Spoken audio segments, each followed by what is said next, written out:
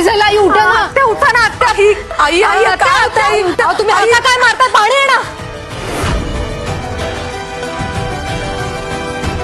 दामिनीचं पाप तिला शोधत येणार. जुळली गाठ ग या मालिकेमध्ये दामिनीने सावीच्या बाबांचा ज्या जीव घेतला आहे त्याचा सोड घेतल्याशिवाय सावी शांत बसणार नाही. आणि आता सावीच्या डावामध्ये फसताना सुद्धा दिसते दामिनी. आता फक्त सावी तीच वेळ बघते जेव्हा दामिनी तिचा गुन्हा कबूल करेल आणि सर्वांसमोर हे म्हणेल की तिनेच तिच्या बाबांचा जीव घेतला आहे. आणि त्यासाठी जे प्रयोग चालू आहे ते कुठे ना कुठे यशस्वी सुद्धा होत आहेत. जिथेच दामिनीला एक बाई दिसते, ती बाई तिला सारखं तिचा पाप तिला शोधत परत येणार, तिचा येणारा काळ खराब आहे, ह्या सर्व गोष्टी तिच्या समोर येताना दिसत आहे. आणि आता ह्यालाच घाबरून ती कुठे ना कुठे तिचा गुन्हा कबूल सुद्धा करणार धैर्याच्या समोर.